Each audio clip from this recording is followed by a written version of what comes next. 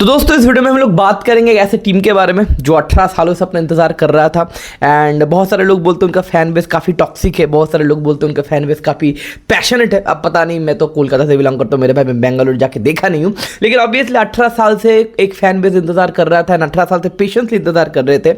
And वो passion बहुत ज़्यादा बढ़ता ही रहा विदाउट एन IPL ट्रॉफी। तो इस फैन बेस के ऊपर थोड़ा बहुत रिस्पेक्ट तो है। एंड मुझे पता है मोटा मोटी करके कि चेन्नई स्वामी उनका जो होम ग्राउंड है, उनका जो टिकट प्राइस है सबसे ज़्यादा होता है, सबसे ज़्यादा प्राइसिंग ज़्यादा रहता है, लेकिन फिर भी भैया हर एक मैच में फुल हाउस होता है। तो भैया फैन बेस का पैशन तो खतरनाक तरीके से है ना, वर्ल्ड वाइड उनका थोड़ा नाम भी है। लेकिन हम लोग बात करेंगे रॉयल चैलेंजर्स बेंगलुरु के ऊपर कि क्या हुआ है भैया पिछले 1-2 साल में, कि बेंगलुरु चैंपियन भी हुआ पिछले साल, इस साल भी भैया चैंपियन के लिस्ट में है, सेकंड पोजीशन में। तो हौले हौले भैया प्लेऑफ में क्वालिफाई तो गारंटी करेंगे। मे भी हो सकता है कि मुंबई और चेन्नई के जैसा वो लोग भैया अपना IPL टाइटल डिफेंड भी कर ले और बैक टू बैक 2 बार RCB बन सकता है मे बी IPL का विनर। तो बात करेंगे क्या चेंजेस हुआ ये 2 सालों के अंदर, राइट। हम लोग 4-5 पॉइंट के ऊपर बात करेंगे। जो चैनल में नहीं हो सब्सक्राइब वगैरह कर देना, लाइक कमेंट ब्ला ब्ला आप जानते हो। तो पहला पॉइंट है इस RCB की इस ग्रोथ के, RCB की सक्सेस के ऊपर पहला पॉइंट है the run machine Virat Kohli. जी हाँ, हम लोग विराट कोहली का जो ये पॉइंट है, मैं विराट कोहली का बैटिंग का तारीफ नहीं करूंगा कि देखो विराट कोहली महान बैट्समैन है वगैरह, तो जानता है विराट कोहली महान बैट्समैन है। बंदे ने 9,000 रन 10,000 रन पूरा भी किया है IPL में, बहुत कुछ कर लिया। विराट कोहली है मेरे भाई, मॉडर्न डे गोट है, वाइड बॉल गोट है। टेस्ट में मैं उसको गोट नहीं मानता, लेकिन वाइड बॉल में भैया वो अल्टीमेट गोट है मॉडर्न डे क्रिकेट में। अब विराट कोहली का क्या पॉइंट है कि विराट कोहली का जो ईगोलेस का फैक्टर है ना, वो RCB के लिए भैया बहुत ज्यादा पॉइंटेबल है। क्या चीज है, देखो विराट कोहली इंडिया का सबसे बड़ा सुपरस्टार अभी के टाइम में, ठीक है ना, जितने सारे लोग खेल रहे हैं। धोनी अभी नहीं खेल रहा है, धोनी रिटायरमेंट ले चुका है हौले हौले, चलो। लेकिन पॉइंट क्या है कि विराट कोहली को जो कैप्टनशिप निकाला गया है, फिर विराट कोहली ने कैप्टनशिप छोड़ा RCB का, पहले फैफ डुप्लेसी है, उसके बाद अभी रजत पाटीदार कैप्टनशिप कर रहे 2 सालों में। ये एक अल्टीमेट पॉइंट है कि विराट कोहली जैसा प्लेयर कभी ईगो नहीं दिखाया कि मेरे को ना कैप्टनशिप चाहिए। क्योंकि हम लोग जो देख रहे हैं हमारे जो बच्चे प्लेयर्स है, श्रेयस अय्यर को कैप्टनशिप चाहिए, कहीं ना कहीं दिल्ली उसने छोड़ा था, KKR आया था कैप्टनशिप के लिए, उसके बाद बंदा ज़्यादा पैसा डिमांड किया तो पंजाब में गया।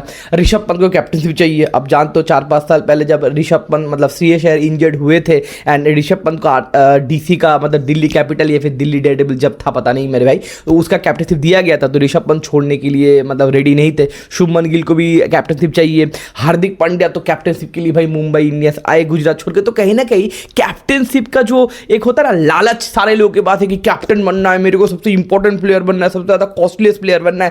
लेकिन विराट कोहली के बाद वो कैप्टन बनना है, उसका मतलब कहने की लालच कभी था नहीं। Obviously Virat Kohli knows his worth कि मैं कैप्टन बनूं या फिर ना बनूं, मैं पानी भी दूं तो भी मैं विराट कोहली हूं, मैं बेंच पे बैठूं तो भी मैं विराट कोहली। तो कहीं ना कहीं आपका वर्थ, आपका वैल्यू जब आपको पता होता है तो आप कहीं ना कहीं ये सब बकचोदी नहीं करते।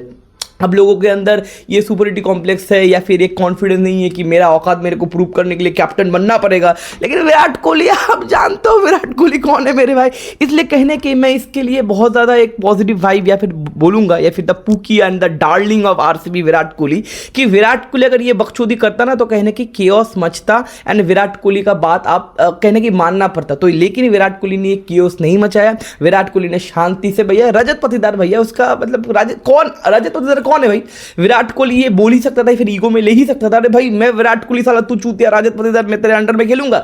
लेकिन विराट कोहली के अंदर भैया क्रिकेटिंग ईगो कभी था ही नहीं। ओपनिंग करना बोलो, फर्स्ट डाउन में उतरना बोलो, एंकरिंग रोल प्ले करना बोलो, कैप्टनशिप छोड़ना बोलो, तो क्रिकेटिंग एस्पेक्ट में विराट कोहली का कभी ईगो था ही नहीं। एंड इसका बहुत ज्यादा बेनिफिट मिला कि टीम का बैलेंस, टीम का संतुलन भैया विराट कोहली या फिर RCB वाले बरकरार रख पाए। That is a huge point of Virat Kohli. He is a very humble guy and he is a darling and pookie of RCB।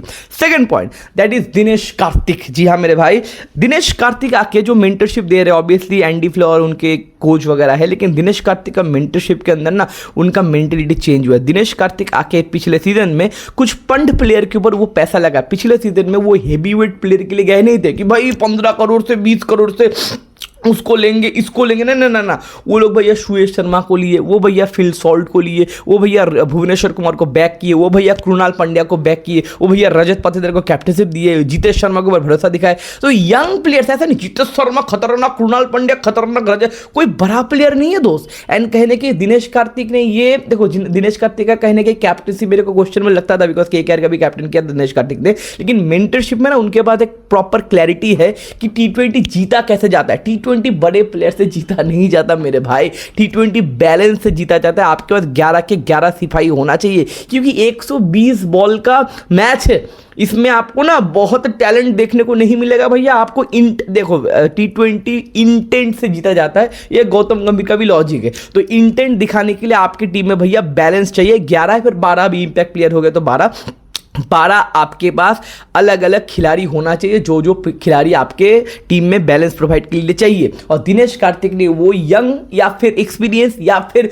थोड़ा सा लो बजट अंडररेटेड सारे प्लेयर को पंच दिया है, फिर भरोसा दिखाया जो टीम में बैलेंस प्रोवाइड कर रहा था। तो दिनेश कार्तिक आके भैया ये रवैया बताओ, ये क्लैरिटी बताओ आरसीबी को दिए मेरे भाई कि भाई बैलेंस इंपॉर्टेंट है, बड़े नाम इंपॉर्टेंट नहीं है, बड़े नाम के पीछे भागो मत। अगर काम आपका देवदत्त पडिक्कल से हो रहा है तो उसको ही खिलाओ, अगर काम आपका कृणाल पांड्या से हो रहा है तो उसको ही खिलाओ, अगर काम आपका भुवनेश्वर कुमार पुराना फटा हुआ भुवनेश्वर कुमार से हो रहा है तो उसको ही खिलाओ, वही शाइन करेगा। आज देखो भुवनेश्वर कुमार कृणाल पांड्या क्या कर रहा है। तो second point is Dinesh Kartik का इस टीम में भैया जो एफर्ट है या फिर जो क्वालिटी जो इनपुट किया है बहुत ज्यादा इंपॉर्टेंट है। Third point that is obviously underrated खिलाड़ी। देखो चीज क्या है कि बड़े बड़े खिलाड़ी आपको हर एक मैच नहीं जिता सकते। देखो मैं केकेआर का फैन हूं, हम लोगों ने पिछले 2 साल से 1 साल पहले जो आईपीएल जीता था उससे पहले हम लोग 2 बार आईपीएल जीते थे। 2 बार का आईपीएल में मैन ऑफ द मैच कौन था? एक था मनविंदर सिंह बिस्ला। कौन है बिस्ला? अंडररेटेड खिलाड़ी। दूसरा था मनीष पांडे। बड़े बड़े टीम में जितने सारे लोग आईपीएल जीते या फिर डोमिनेशन किए हैं, बड़े प्लेयर्स आपको दोस्त हर बार जिता नहीं सकते। बड़े प्लेयर्स कितने होंगे? 4 होंगे, 5 होंगे। मुंबई इंडियंस होंगे तो 5-6 बड़े प्लेयर्स होंगे, मैक्सिमम टीम में 4 बड़े प्लेयर्स होते। आपको कोई अंडररेटेड प्लेयर्स ही जिताएगा, क्योंकि बड़े प्लेयर्स जिताएंगे आपको मैच, 5-6-7 मैच जिताएंगे, हर मैच नहीं जिता सकते मेरे भाई। आपके पास छोटे प्लेयर फिर अंडररेटेड प्लेयर भी क्वालिटीफुल इंपैक्टफुल होना चाहिए, क्योंकि T20 क्रिकेट में अभी के टाइम में इंपैक्ट चाहिए, क्योंकि 250 रन चाहिए हो रहे दोस्तों। बड़े प्लेयर 3-4 प्लेयर के ऊपर डिपेंड करके आप नहीं रह सकते। आज हैदराबाद भाई इतना सारा अभिषेक शर्मा, त्रिवेद, क्लासन, मार्करम था पहले, पैट कमिंस, बहुत कुछ कर लिया, आईपीएल जीता क्यों नहीं? क्योंकि भैया बाकी के जो खिलाड़ी थे उसके ऊपर भैया क्वेश्चन मार्क था। आज भैया राजस्थान रॉयल्स फोड़ रहा है, सूर्यवंशी, जायसवाल, रियान पराग, रविंद्र जडेजा, ध्रुव जुरल फॉर्म में वगैरह है, लेकिन वो लोग भी भैया टीम में बैलेंस नहीं है। कहने के 3-4 प्लेयर के ऊपर आप डिपेंड नहीं कर सकते। स्पेशली गुजरात टाइटंस, उनके पास शुभमन गिल है, शाही सुदर्शन है, बटलर है, बड़े बड़े 2-3 प्लेयर है, लेकिन उसके बाद भैया बैलेंस नहीं है। तो छोटे छोटे प्लेयर जो अंडररेटेड प्लेयर है, क्या आपके पास बैलेंस प्लेयर है? That is the question. And RCB ने उसके ऊपर भैया फोकस किया। रजत पाटीदार कोई जानता नहीं था, आरसीबी ने भैया बैक किया। उसके बाद बताओ जितेश शर्मा बताओ, कृणाल पांड्या बताओ, भुवनेश्वर कुमार बताओ, ये सब मोटा मोटी करके खो गए थे। कृणाल पांड्या का बहुत सारे लोग बोल रहे थे प्राइम निकल गया, भुवनेश्वर का प्राइम निकल गया, लेकिन ये छोटे छोटे प्लेयर के ऊपर, राशिकदार के ऊपर, ये छोटे छोटे प्लेयर के ऊपर ये लोग दिमाग लगे। स्पेशली देवदत्त पडिक्कल, आपको पता है विराट कोहली देवदत्त पडिक्कल ओपनिंग करते थे 4 साल पहले। पडिक्कल का राइज हुआ था, उसके बाद पडिक्कल गया राजस्थान, वहाँ पे फ्लॉप हुए, ओपनिंग करने का मौका नहीं मिला। वहाँ से गया लखनऊ, वहाँ पर भी फ्लॉप हुई, ओपनिंग करने का मौका नहीं मिला, लेकिन आरसीबी में वापस लेके आके उसको बैक किए भाई कि तू खेल मेरे भाई। पिछला सीजन ऊपर नीचे गया, लेकिन इस सीजन देखो देवदत्त पडिक्कल फोड़ रहा है। तो ये सारे जो अंडररेटेड प्लेयर को भैया बैक करना है, ये बहुत ज़्यादा इंपॉर्टेंट पॉइंट है, क्योंकि भैया विराट कोहली अकेला आईपीएल आपको जिता नहीं सकते। विराट कोहली अगर जिता सकते तो पहले ही जिता देते। तो कहीं ना कहीं 1-2 प्लेयर के ऊपर भरोसा नहीं कर सकते, आपके पास सॉलिड बैलेंस चाहिए। उसके बाद चौथा पॉइंट, इंडियन कोर। देखो हर एक टीम का ना कोर बहुत ज्यादा इंपॉर्टेंट है। कहीं ना कहीं मुंबई इंडियंस बताओ या फिर चेन्नई सुपर किंग बताओ या फिर केकेआर बताओ, जो तीनों सबसे ज्यादा सक्सेसफुल टीम है, 5-3 आईपीएल ट्रॉफी जीते, सारे लोगों के पास ना एक 4-5 प्लेयर का कोर होता था, और वो कोर को स्टिक करना पड़ता था। वो कोर अगर तोड़ा जाए तो कहने की उस टीम का प्रॉब्लम हो जाता है।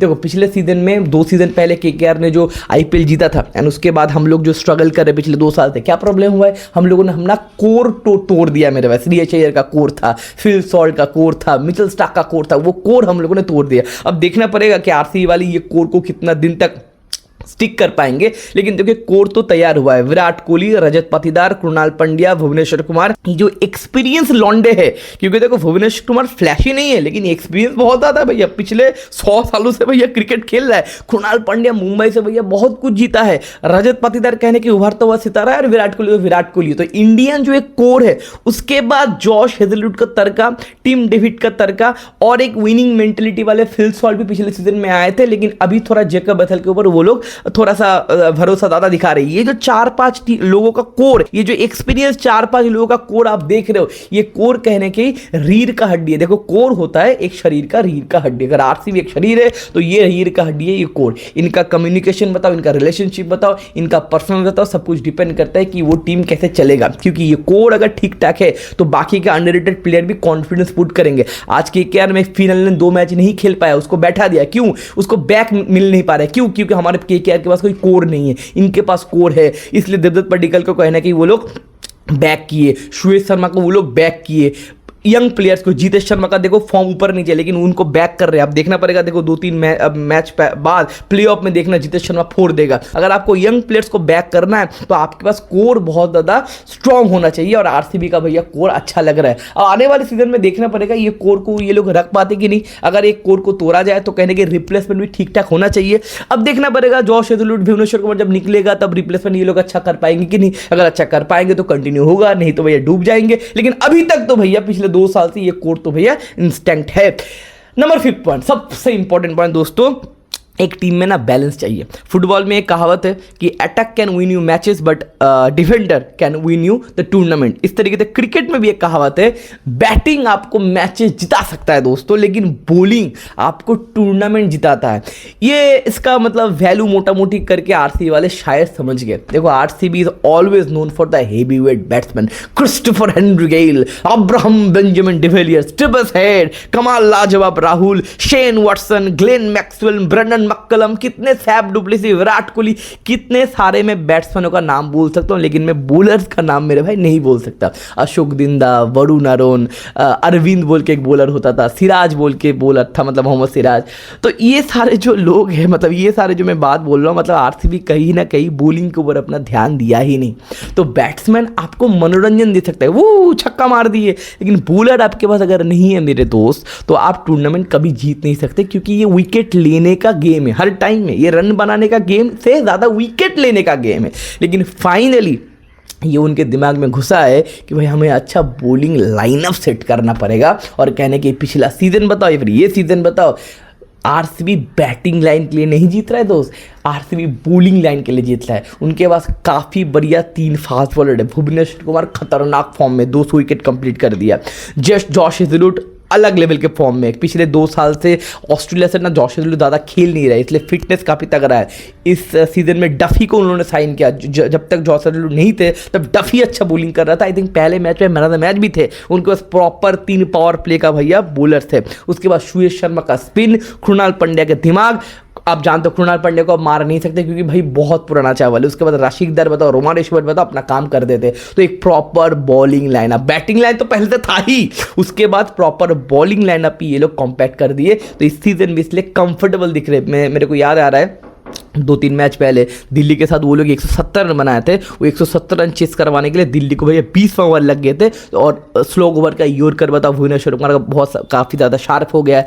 अब जॉश हेजलवुड का फॉर्म बताओ काफ़ी ज़्यादा तगड़ा हो गया। कृणाल पांड्या और भी ज़्यादा कॉन्फिडेंट दिख रहे, श्वेत शर्मा और भी ज़्यादा कॉन्फिडेंट दिख रहे। तो एक प्रॉपर कॉम्पैक्टफुल बॉलिंग लाइन आरसीबी के पास है। ये जो 4-5 पॉइंट है यही कहने की डिफरेंस क्रिएट कर रहा है रॉयल चैलेंजर्स बेंगलुरु के ऊपर। एंड वो लोग भैया ख्वाब देख रहे कि वो लोग अपना आईपीएल ट्रॉफी डिफेंड कर सकते हैं। अब देखना पड़ेगा आपको क्या लगता है वो लोग क्या आईपीएल ट्रॉफी डिफेंड कर पाएंगे। और भी कुछ अगर पॉइंट्स थे जो आरसीबी को आपको लगता है कि आरसीबी को चेंज के लिए मजबूर किया है, फिर आरसीबी का जो ये ग्रोथ हुआ है इसके लिए इंपैक्टफुल हुआ है, तो नीचे कमेंट सेक्शन में जरूर लिखिएगा। मिलते हैं आने वाले वीडियो में। Take care, bye bye, see you.